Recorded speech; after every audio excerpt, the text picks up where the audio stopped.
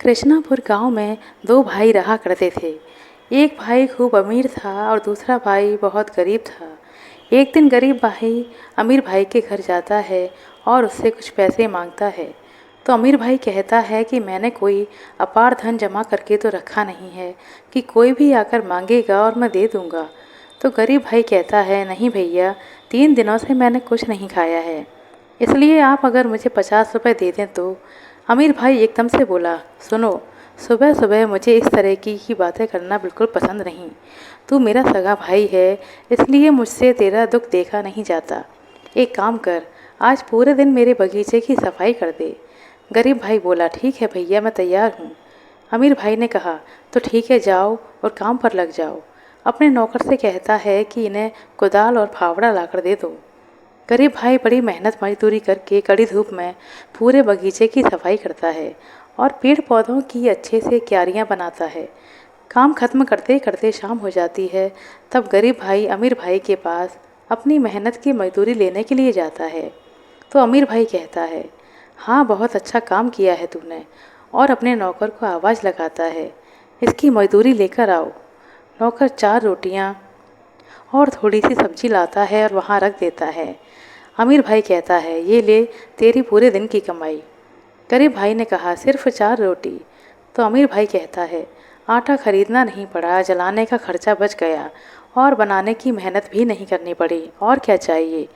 गरीब भाई बोला, हाँ वह तो है, और क्या चाहिए मुझे? अमीर भाई कहता है, सुन, कल मेरा जन्मदिन है, तू और तेरी बीवी घर पर खाना खाने आना और लोगों की थोड़ी मदद भी कर देना। गरीब भाई बोला, ज़रूर आऊँगा भैया के जन्मदिन में, भाई ना आए ऐसा हो सकता है क्या? ज़रूर आऊँगा, अब मैं चलता हूँ। वह 4 रोटी लेकर घर पहुँचा तो उसकी बीवी ने कहा, क्यों जी, आपने सारा दिन मेहनत की और भैया ने सिर्फ 4 रोटी दी। गरीब भाई बोला, भैया ने परिश्रम की जितनी कमाई समझी उतनी मुझे दे दी, आओ इसे खाकर पानी पी लेते हैं, हमारा पेट भर जाएगा। उसकी पत्नी ने कहा, और कल कल क्या होगा? वह बोला, अरे हाँ, कल तो निमंत्रण है, अच्छा अच्छा खाने को मिलेगा, बहुत सारा खाना खाएंगे। उसकी बीवी ने पूछा, कल कहाँ का निमंत्रण है, यह तो बताइए। वह बोला, कल भैया का जन्मदिन है, उन्होंने खुद हमें दोनों को बुलाया है। उसकी बीवी कहती है, क्या कह रहे हैं, भैया ने हम दोनों को बुलाया है? वह बोला, आखिर मैं उनका छोटा भाई जो हूँ, बस थोड़ा काम में हाथ बटाना पड़ेगा। उसकी बीवी ने कहा, भैया का जन्मदिन है पर हम खाली हाथ कैसे जाएंगे? वह बोला, भैया बहुत बड़े आदमी हैं और भैया को देने के लिए हमारे पास कुछ भी नहीं है। उसकी पत्नी ने कहा, फिर भी हमें कुछ तो लेकर जाना ही चाहिए। वह बोला, अच्छा, माँ के साथ मेरी और भैया की एक तस्वीर थी ना बक्से में, वह रखी है। उसकी पत्नी ने कहा, हाँ है तो। वह बोला, उसी तस्वीर को कल कागज़ में मढ़कर ले जाऊंगा। उसकी पत्नी बक्से में से वह तस्वीर लाकर उसको देती है। अगले दिन वह और उसकी पत्नी अपने भाई के जन्मदिन पार्टी में जाते हैं। वहाँ पहुँचते हैं तो उसकी पत्नी कहती है, जाइए, जाकर भैया को तस्वीर दे आइए। वह अपने भाई के पास पहुंचकर कहता है, यह लीजिए भैया, अपनी माँ के साथ आपकी और मेरी बचपन की तस्वीर।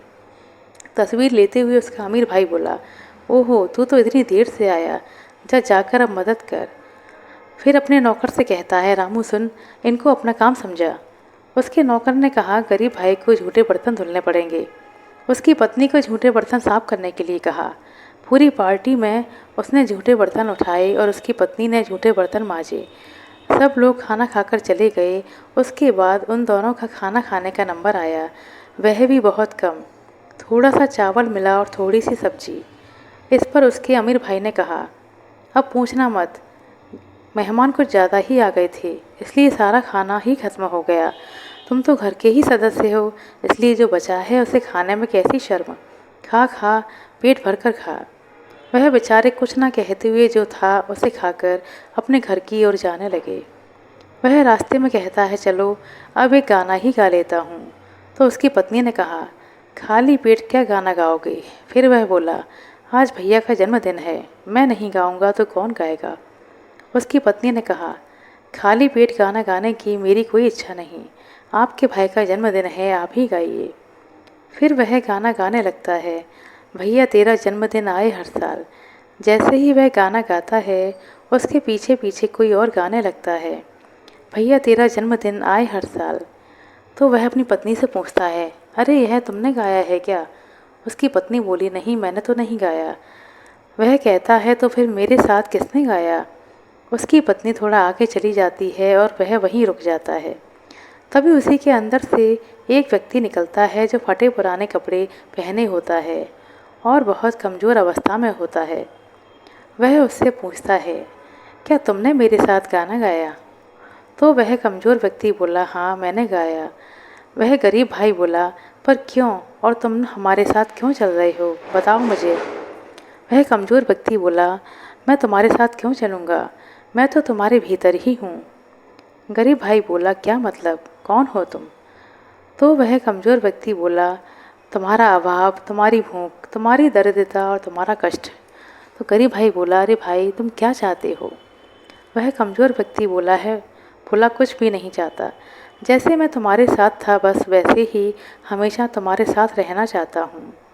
गरीब भाई ने कहा, मुझे छोड़कर किसी और के पास चले जाओ।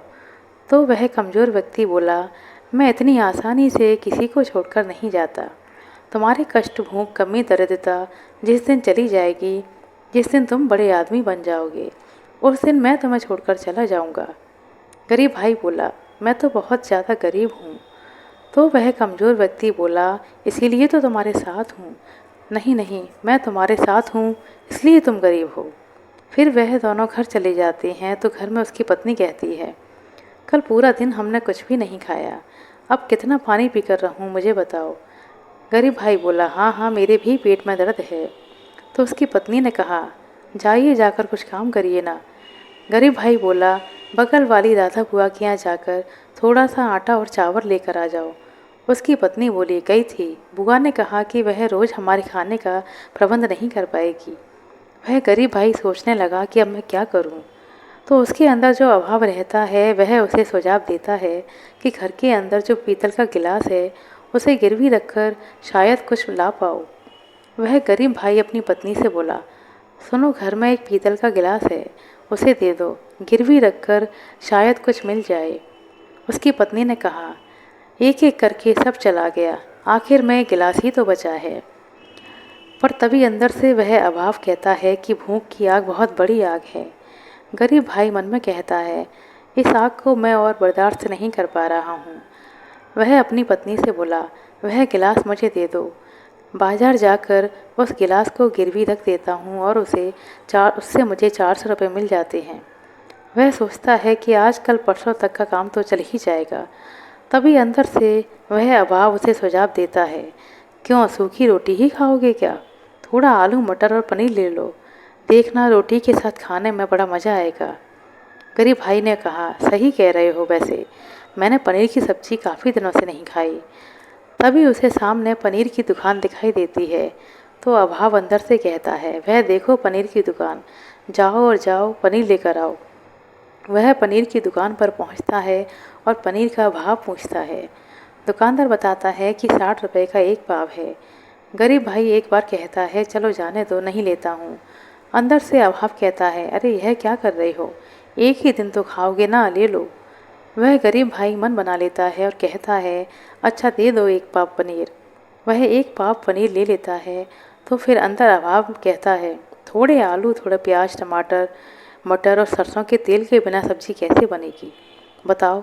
उसके बाद में आखिर में अगर एक एक रसगुल्ला मिल जाए तो कैसा रहेगा। गरीब भाई बोला, अरे बाप रे। फिर अभाव कहता है, अरे बाप रे नहीं, कदम आगे बढ़ाओ, तुम अकेले तो नहीं हो, तुम्हारी बीवी भी है, तुमने कितने दिनों से उसे भी अच्छा खाना नहीं खिलाया। ज़रा सोचो, आज जब मौका है तो ले लो रोटी और मटर पनीर की सब्जी और साथ में रसगुल्ला, सब कुछ खाओ।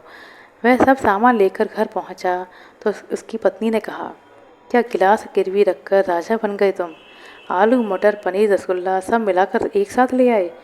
गरीब भाई बोला, अरे एक ही दिन तो खाऊंगा ना। उसकी बीवी कहती है, तो क्या दूसरे दिन पेट पर कपड़ा लपेट कर रहोगे। गरीब भाई बोला, कल का कल देखा जाएगा, भूख से पेट की आंतें जल रही हैं। सब खाना बन जाता है और दोनों पति पत्नी खाकर सो जाते हैं। दूसरे दिन फिर गरीब भाई अपने अंदर बैठे अभाव से कहता है, अभाव आज अब क्या करेंगे हम, अभाव बोला, आज जंगल में लकड़ी काटेंगे। गरीब भाई बोला, अरे क्या कह रहे हो, ना तो मेरे पास कुल्हाड़ी है और ना ही मेरे पास आरी है, कैसे काटूंगा। अभाव बोला, बगल वाले घर से आरी और कुल्हाड़ी मांग लो। गरीब भाई बोला, अरे वह हमें क्यों देंगे। अभाव बोला, देंगे देंगे ज़रूर देंगे, उन्हें कहना कि लकड़ियाँ बेचकर जो आमदनी होगी उससे कुल्हाड़ी और आरी का किराया चुका देंगे। गरीब भाई बोला, तुम कहते हो तो चलो मांग लेता हूँ। उसके बाद वह गरीब भाई आरी और कुल्हाड़ी लेकर अभाव के साथ जंगल में चला गया। रास्ते में चलते चलते अभाव उससे बोला, इस जंगल में बड़ा पत्थर कहाँ है, क्या तुम जानते हो। गरीब आदमी बोला, हाँ जानता हूँ, पूरी ज़िंदगी यहीं तो लकड़ियाँ काटी हैं। तो अभाव बोला, उसी तरफ चलो। गरीब आदमी बोला, अब तुम्हारे मन में क्या चल रहा है, मैं कुछ नहीं समझ पा रहा। मुझसे सारा खर्चा तो करा लिया तुमने, अब क्या मेरी जान लेना चाहते हो। अभाव बोला, अभाव होने के कारण तुम पहले ही मर रहे हो और कितनी बार मरना चाहते हो, चलो चलो। उस बड़े पत्थर के पास पहुंचने पर अभाव कहता है, अब इस पत्थर को हटाओ। गरीब आदमी बोला, इतने बड़े पत्थर को मैं अकेले कैसे हटाऊं। अभाव बोला, सोचो, तुम्हारे घर की छत पर एक छेद है, अत्यधिक बारिश में पानी टपक रहा है, धक्का दो, तुम्हारी पत्नी के पास बस एक ही साड़ी है, वह भी फटी हुई है, तुम्हें बहुत जोरों की भूख लगी है। इस तरह कहकर अभाव उसके अंदर हिम्मत पैदा करता है और वह खूब जोर लगाकर उस पत्थर को हटा देता है। अभाव कहता है, देखो तुमने कर दिखाया। गरीब आदमी कहता है कि ये मैंने कैसे किया। अभाव ने कहा, तुमने नहीं, तुम्हारे अभाव ने तुम्हारे द्वारा पत्थर हटवाया। अब पत्थर हटा दो। एक जगह पर उसके पास में एक जगह एक सुरंग थी। अभाव बोला, अब देखो अंदर दो घड़ी हैं, इन्हें उठा लो। गरीब आदमी सुरंग के अंदर जाता है। अंदर दो घड़े थे। वह घड़ी का ढक्कन हटाता है तो कहता है, अरे ये क्या, यह तो सोने की मोहरों से भरा हुआ घड़ा है। बाहर से अभाव कहता है, ले लो इसे और मज़े से जीवन बिताओ। वह गरीब आदमी उन दोनों घड़ों को उठाकर सुरंग से बाहर आता है। उस गरीब आदमी के दिमाग में ख्याल आता है। वह अभाव को कहता है कि अभाव, और है क्या, ज़रा जाकर देखो। अभाव कहता है, ठीक है, जाकर देखता हूँ। अभाव जैसे ही उस सुरंग के अंदर जाने के लिए झुकता है तो गरीब आदमी उसको पीछे से धक्का दे देता है और वह धड़ाम से गिर जाता है। फिर वह गरीब आदमी उस पत्थर को धक्का देकर सुरंग को बंद कर देता है। अभाव अंदर से कहता है, यह तुम क्या कर रहे हो। गरीब आदमी कहता है, तुम यहीं इस सुरंग में दबे पड़े रहो, क्योंकि अगर तुम मेरे साथ रहोगे तो यह सारी मोहरें 2 दिन में ख़त्म हो जाएंगी और अब मैं ऐसा बिल्कुल नहीं होने दूंगा। कुछ दिनों के बाद वह अपने अमीर भाई के पास जाता है और कहता है, भैया कल मेरा जन्मदिन है, आप आइएगा ज़रूर। उसका अमीर भाई कहता है, अरे बाप रे, तू अपने जन्मदिन का मुझे निमंत्रण दे रहा है। वह गरीब भाई बोला, हाँ, आखिर मैंने अपने कहे जाने वाले आप ही तो हैं। गांव के सभी लोग आएंगे, आप भी ज़रूर आना। अब मैं चलता हूँ, बहुत सारा सामान खरीदना है। उसका अमीर भाई सोचने लगता है कि एक दिन जो मेरे यहाँ काम किया करता था बस कुछ एक रोटी के लिए, वह आज बहुत खरीदारी करने में लग गया। इस मामले को देखना पड़ेगा। उसका अमीर भाई अगले दिन जन्मदिन पार्टी में पहुंचता है तो देखता है कि उसका गरीब भाई बहुत बड़ी पार्टी दे रहा था। उसका अमीर भाई यह देखकर सोचता है, लगता है यह तो मुझसे भी ज़्यादा बड़ा आदमी बन गया है, लेकिन कैसे, पता तो लगाना ही पड़ेगा। तभी गरीब आदमी बोला, अरे भैया आप आ गए, आइए चलिए कमरे में चलिए, पहले मुंह मीठा करिए, उसके बाद मैं आपको सबसे मिलवाता हूँ। कमरा एकदम शानदार था। अमीर भाई बोला, अरे तुझे इतने रुपए कहाँ से मिले। गरीब भाई ने कहा, यह तो बहुत लंबी कहानी है भैया। अमीर भाई बोला, हम दोनों तो सगे भाई हैं, तू मुझे नहीं बताएगा तो किसे बताएगा। तो वह कहता है, हाँ वह तो है, तो सुनो। फिर वह गरीब भाई अमीर भाई को सारी कहानी सुनाता है कि अभाव कैसे उसे उस बड़े पत्थर के पास ले गया और वहाँ से वह 2 घड़े सोने की मोहरें लेकर आया और अभाव को उसी सुरंग में बंद करके वापस आ गया। इतना सुनते ही उसका अमीर भाई वहाँ से उठकर चला उस बड़े पत्थर के पास। वह चिल्लाता ही रहा, अरे बड़े भैया कहाँ जा रहे हो, मिठाई तो खाते जाओ। अमीर भाई रास्ते में गुस्से से कहता जा रहा था, मुझसे बड़ा आदमी बनेगा, मैं तुझे अमीर नहीं बनने दूंगा, मैं तुझे फिर से गरीब बनाकर छोड़ूंगा, मैं अभाव को फिर से तेरे पीछे लगा दूंगा। उस बड़े पत्थर के पास जाकर वह उस पत्थर को हटाने लगता है और खूब ताकत लगाकर कहता है, नहीं, मुझे करना ही होगा, मुझे यह करना ही होगा। बहुत जोर लगाकर वह उस पत्थर को हटा देता है और अंदर से अभाव को बाहर निकाल लेता है। अभाव बाहर निकलते ही कहता है, तुमने मुझे बचा लिया, यहाँ तो मेरा दम ही घुट रहा था। अब मैं हमेशा तुम्हारा आभारी रहूँगा। अमीर भाई बोला, जाओ जाओ, फिर से मेरे छोटे भाई के पास लौट जाओ। अभाव बोला, हाँ हाँ, जाता हूँ जाता हूँ। वह अमीर आदमी अपने घर पहुंचकर सोचता है, इतनी देर में तो अभाव फिर से उसके घर पहुंच गया होगा और उसने अपना खेल भी शुरू कर दिया होगा। इतना सोचते ही वह पीछे मुड़कर देखता है तो अभाव उस घर के पलंग पर ही लेटा होता है। आदमी कहता है, क्या हुआ भाई, क्या तुम मेरे छोटे भाई के घर का रास्ता भूल गए हो? चलो चलो, मैं तुम्हें दिखाकर आता हूँ। तो अभाव कहता है, तुम्हारा भाई तो बहुत बुरा इंसान है, मुझे सुरंग में बंदी बनाकर चला गया था। अब मेरा उसके साथ कोई रिश्ता नहीं। तुम अच्छे इंसान हो और दोस्ती करने लायक हो, तुमने मुझे मुक्त किया है, इसलिए मैंने तय किया है कि बाकी की ज़िंदगी अब मैं तुम्हारे साथ ही रहूँगा।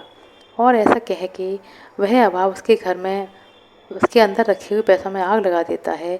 उसके अनाज के गोदाम में भी आग लग जाती है। सभी मजदूर इधर उधर भागने लगते हैं और उस अमीर भाई की बर्बादी का समय चालू हो जाता है।